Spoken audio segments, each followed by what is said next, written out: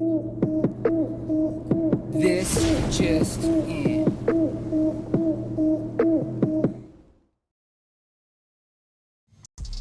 It's time for a 49ers news update. Thanks for joining the show. San Francisco 49ers coach Kyle Shanahan spoke to the media today and released some new information about some key starters. And the 49ers are going to be without some key starters in this game. And it starts with defensive tackle Eric Armstead, who has officially been ruled out. He's been dealing with a knee, ankle, and foot issues. It seems to be something that is lingering.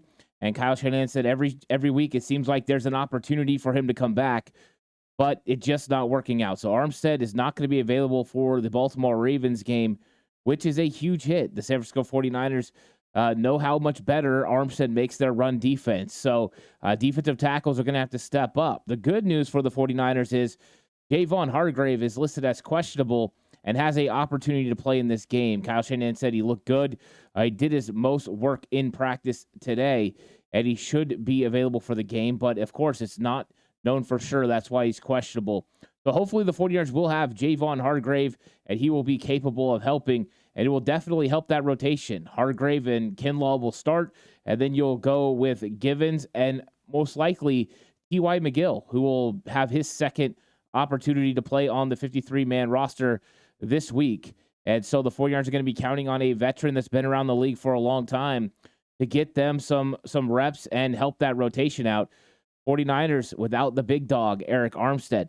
They're also going to be missing a key cog on offense as Javon Jennings has not progressed through concussion protocol and is out for the game on Monday night. So Jennings, we know how these things work. It takes time, and you just don't know how players are going to recover. Some players bounce back really quickly, the way that Brock Purdy did earlier this year. And then for some, it takes a long time for them to be able to get through the concussion protocol. A player like C.J. Stroud has been out for a couple of weeks now. So we don't know what the timeline is for Javon Jennings to be able to return. What we do know is he's not going to be playing on Monday versus the Baltimore Ravens. So the San Francisco 49ers are going to count on some other wide receivers to help them out, including Chris Conley, who they had added to the active roster a few weeks back. So Conley will probably have a more significant role in the 49ers offense, and that's more complex because you also still don't have Ross Dwelley. Ross Dwelley today, Kyle Shanahan officially ruled him out. He had not practiced, and when he initially got hurt with his sprained ankle, a high ankle sprain, Kyle said it would be 3 to 4 weeks. Well, here we are in 3 weeks. Ross Dwelley is still not available, and the 49ers just continue to let him sit, and he'll be back at some point. But when you don't have Javon Jennings, you would like to be able to go with some 3 tight end sets. Can't do that now. So the 49ers are going to count on George Kittle, Charlie Warner, Braden Willis at the tight end position, and, of course, at the wide receiver position. That means Chris Conley's going to step up.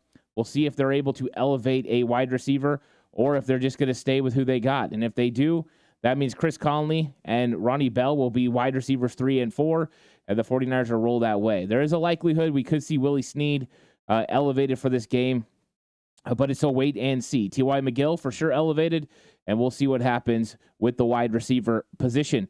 Also, starting Sam linebacker Oren Burks is out. So the 49ers don't have 2 starters on defense with Armstead and Oren Burks. So it's going to be on Demetrius Flanagan-Fowles.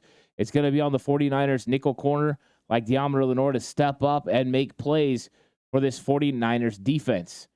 It wasn't a good thing last week. Flanagan-Fowles had ups and downs. But, hey, we'll see how he plays. And we know how significant this game is going to be at stopping the run. Last week with the Cardinals going off so much, there's been an emphasis on the interior defensive line and the linebacker position to make sure they play well. And with Oren Burks out of the lineup, that means a player like Demetrius Flanagan-Fowles is going to have to step up. He's going to have to play well if the 49ers plan to stop Gus Edwards and Lamar Jackson in this fantastic Ravens run game. So huge loss there because Oren Burks has been playing really, really good this year, taking over for Azeez Al-Shire and stepping in and not really missing a beat. He's also a good tackler, and that's something the 49ers definitely need after missing 16 tackles last week against the Arizona Cardinals. More good news for the 49ers, though, as running back Elijah Mitchell practiced for a second consecutive day, and now is listed as questionable, making it likely he will be able to play Monday on Christmas Day versus the Ravens. So good news, the 49ers seem to have a full stable of running backs again.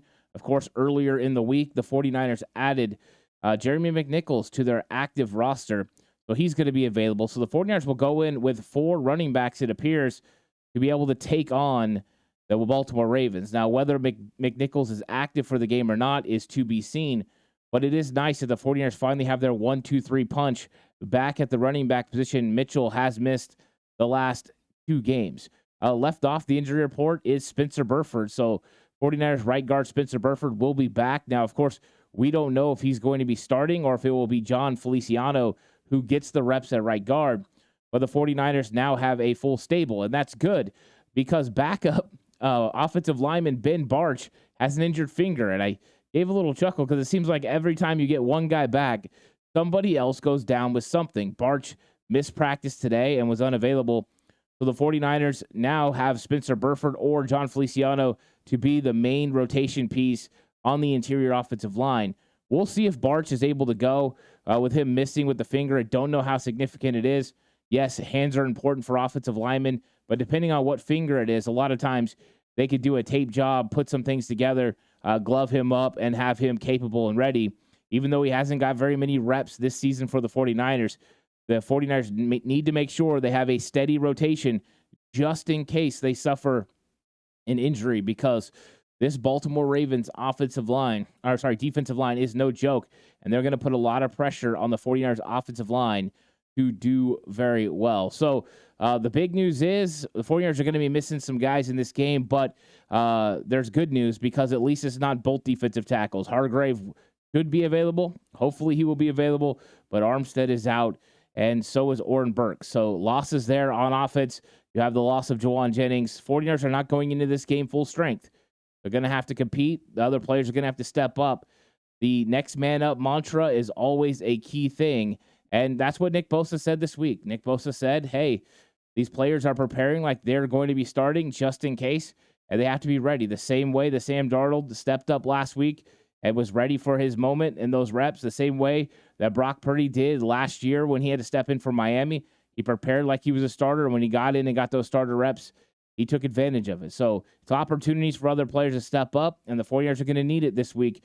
Kinlaw, Givens, and T.Y. McGill are going to have to play really tough, and Demetrius Flanagan-Fowles is going to have to come up there and play really tough in the run as well. So it's going to be a fun matchup. Now we know who's going to be in and who is going to be out for the game versus the Baltimore Ravens. Of course, we still have to wait and see who will be the inactives, but now we know at least how the 49ers stack up on the interior defensive line. Let's see if they can overcome the loss of Eric Armstead and get a big victory in this matchup. Thank you guys so much for watching this news update. If any more news breaks, I'll make sure to bring it to you. Thanks everyone for coming through. Like and subscribe to the video. Really appreciate your subscription. It means a lot, and on the push for 5K and getting there real quick. So thanks so much for watching. I'll catch you guys in the next one. Until then, stay safe. Remember, the right way is always the 49ers way.